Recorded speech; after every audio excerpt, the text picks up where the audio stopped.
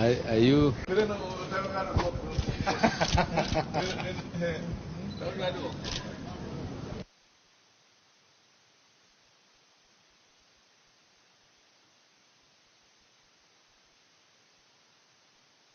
I'm quite disturbed as the head of the Odinga family that the person in the President of the Republic of Kenya who holds the instrument of power and force heading the army and the armed forces of Kenya can threaten Raila to a personal duel as if the issues being discussed in this country are personal between him and Raila. I want to tell the President that whether he went in legally or illegally, he is the President of Kenya holding the instruments of power. And when Raila is demonstrating in accordance with the Constitution of Kenya, which he fought for, and the Kenyan people fought for,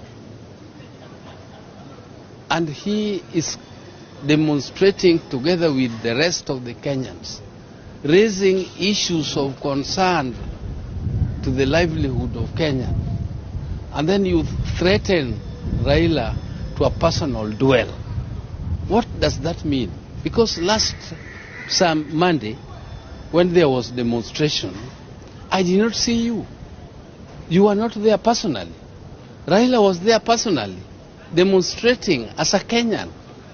Now, do you want to also tell me that you want to wage a counter demonstration against Raila? Or you want to use the police force, which is paid for by the Kenyan people, to protect their lives? And Raila is one of those Kenyans who also need that protection, because he is also a taxpayer like everybody else. And it is quite a matter of concern that a president who will not go out in the demonstrations invites an individual Kenyan who has no arms, who has not been given power to own any arms, who comes out with his hand, and then you throw tear gas, which is bought by his taxpayers' money, you throw water cannons, and you call that personal duel. How can that be a personal duel when you are using the instruments of power, not to protect people, but to prevent people? In fact, last Monday, what I saw as a Kenyan were peaceful Kenyans moving out to demonstrate in the center of the town. And I also saw them moving without weapons, peacefully. And then the police come and provoke the wananchi by throwing tear gas, throwing water cannons at them. And then now the president appears to have run out of his head. He appears to be annoyed. He appears to be emotional. I thought he was going for development missions in Kisii and going to tell people what he wants to do for them. Now, instead of concentrating on the development agenda which he went for there, Raila becomes the subject.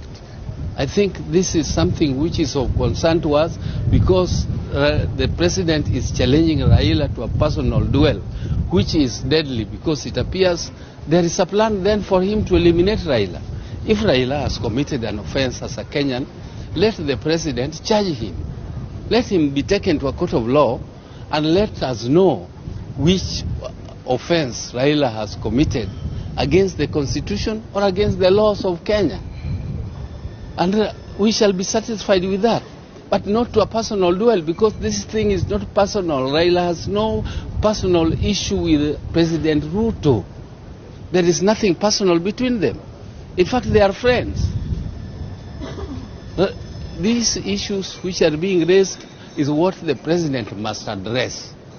And if he doesn't want to address them, Raila will continue to expose it, because he is leading the opposition. He's leading the opposition, and it is on behalf of the people of Kenya who are suffering. I also want to make a comment about the Deputy President, Rigathi Gachagua. Rigathi Gachagua, you are the Deputy President of Kenya. You are not the Deputy President of Mount Kenya. You are not the Deputy President of a certain region. You are the Deputy President of Kenya. And the hate speech you are making against one community called the Luos, the Luos also deserve respect. Why don't you, really, Luos have no problem with you. Why do you call them stone throwers? Gachagua, we can tell you are equivalent of a home guard because you are DO in the regime which was oppressing Kenyans. And if those people did not struggle, those young people you see struggling, you would not be having a new constitution. Therefore, you are adverse to the struggles that Kenyan people have gone through. Please, for once, shut up. Why are you spoiling? Why are you making things which are already bad even worse for Kenyans through your own utterances? Those utterances are not palatable to Kenyans. And I also want to ask you to respect a community called the Luo. Don't continue talking to the Luo as if they are not Kenyans. Luos are Kenyans and they are part of Kenyans. And there's nothing you are going to do to remove them from Kenya. They will always be there. So learn to respect them as much as they also respect you. The Luos respect you. They don't talk about you. So just learn to respect the communities and this government of yours where you are serving as Deputy President.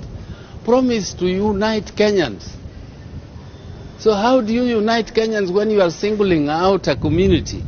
You are saying that the people who demonstrated in Nairobi are all Luos.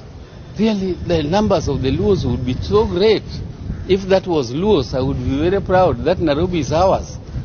If everybody who came out and demonstrated that day are all Jaluos, I will be very, very happy. But I'm sure he knows from the bottom of his heart that it is Kenyans demanding that the cost of living should be lowered.